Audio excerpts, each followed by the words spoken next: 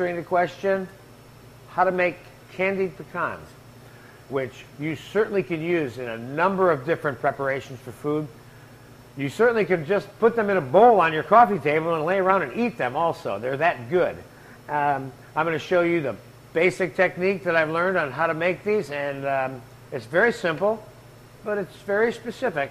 And this can be messed up a little bit too if you're not careful by cooking them too long in the oil, mainly, or not storing them properly. One of the great things about candied pecans or walnuts, and I have walnuts and pecans here today, just to show you that when I say walnuts, I have whole pieces, halves and pieces rather, and pecans I have whole half pieces, okay?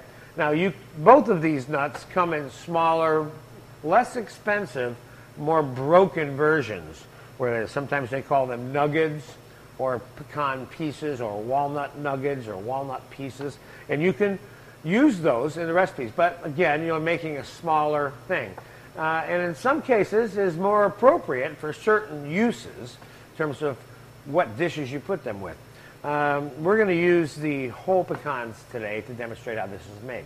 Now, the basic way in which we're going to make it, before we even start to make it, is the walnuts are simmered in some simple sweet sugar syrup. They're drained. Then they're deep fried until they're brown. And then they're drained a little bit, and then they're cooled in an air-conditioned room, not in a refrigerator, on paper, not napkins, so that they don't stick to the napkins. They won't stick to the paper, so you use baking paper to cool them on. Keeping in mind that nuts are never stored in the refrigerator because they have a tendency to absorb moisture and become not crisp, and you lose the crunchy texture, which makes most nuts what they are to us. So I'm going to begin by making the simple syrup, and the simple syrup is as simple as it gets. That's why it's called simple syrup. And that is, it's equal parts measured dry weight of sugar and water. This is one of those moments where you're using dry weight and liquid weight together, but they're exactly the same. So we're going to use 2 cups of sugar and 2 cups of water and bring it up to a simmer. Now, in the case of the pecans or the walnuts, there's 2 ways you can go about it. You can make the syrup and then put the pecans or walnuts in it and soak them in it for a half an hour, or simmer them for 5 to 10 minutes in it and let them soak for a few minutes before you drain them. Or you can start the sugar and the water and put the pecans in all at the same time, which is what I'm going to do just to expedite the process for you, okay? So I have a pan here on the stove, and I'm going to dump the 2 cups of sugar and 2 cups of water together. Now that in itself is the simple syrup recipe, and you'll find in the course of this course and within some of the classes you'll see use 3 tablespoons of simple syrup for this or that or the other thing. This is the recipe for the simple syrup, and so we're going to provide you with that PDF recipe, of course, in this DVD. So I'm just going to put the pecans into the syrup. Now I don't need 2 cups, but I'm going to make it with 2 cups because 1 cup is a little bit small, and I want to use the syrup for something else later anyway after I'm done with this particular class. So I'm going to bring this to a simmer, and we're going to time elapse that. It's probably going to be about 6-7 minutes. So I'll be back in 6 or 7 minutes as the pecans come to a simmer in the simple syrup, and then we'll take it from there. Okay, the candied pecans have been simmering for about 8 or 9 minutes in the simple syrup. What we have now is a little pecan-flavored simple syrup. And how would one define simple syrup? Again, let me clarify that for you. That is that equal parts sugar and water are brought to a boil and it's shut off. And there it is, simple syrup. That's why they call it simple syrup. So what we have here is very sweet pecans now, okay, that have been cooked in a syrup. And all we're going to do now is we're going to drain the syrup off of them. Okay? Now on the stove right here, you see how those look? Those are sweet. I tasted one a minute ago and they're just sweet as can be. And one of the things that makes candied pecans or candied walnuts what they are is that they're crispy when you eat them. That texture, which is important. Don't forget about that recipe for recipes. The taste, the texture, presentation, portion size, and the temperature are all important. So here's your pecans. They're drained enough. Now I'm going to plunge them into the fat, carefully, of course. And I'm doing this to show you how to do this without a deep fryer. You don't need a deep fryer to fry things, okay? So here we go. We're going to put the pecans into the oil now.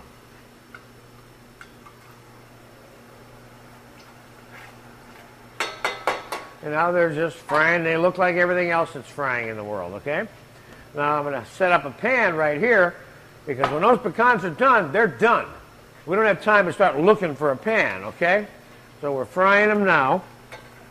And I would say the approximate cooking time on the pecan is about 30 seconds to a minute. Depends how hot the temperature of the oil is.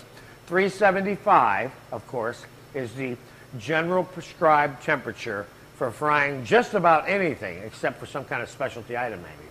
So 375 degrees is the general prescribed temperature for your fat. If you feel the need to take the temperature of the grease to ensure that you're at the right temperature, that's the temperature, okay?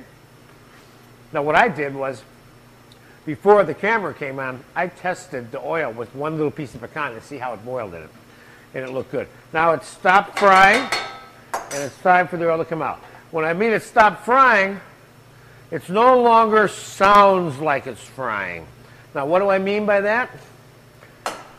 The sound of frying is the sound of water being expelled from the food that's cooking in the fat.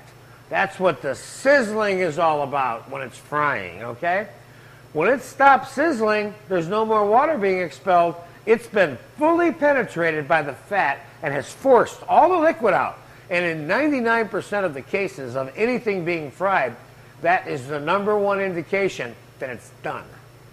It's no longer dispelling any water, making a frying sound. Okay? I would not use that as a guide for every single thing that you fry, but in this particular case, it applies 100%. They stop frying, they're done.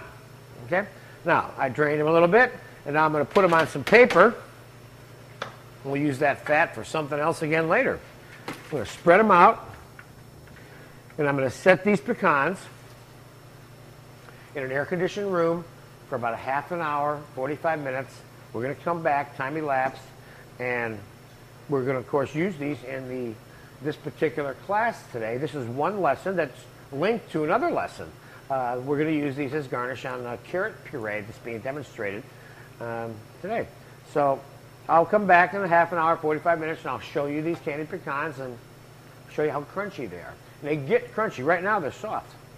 The key to learning and understanding to making candied pecans and walnuts is knowing, first having made them before, the experience of making them gives you the knowledge of knowing that are they going to be crispy? Yes, they're going to be crispy.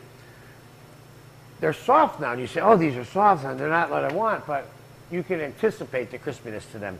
Now, if you cook these too much and you leave them in the fryer too long after they're fried, what you're going to end up with is a pecan or a walnut that's too crispy.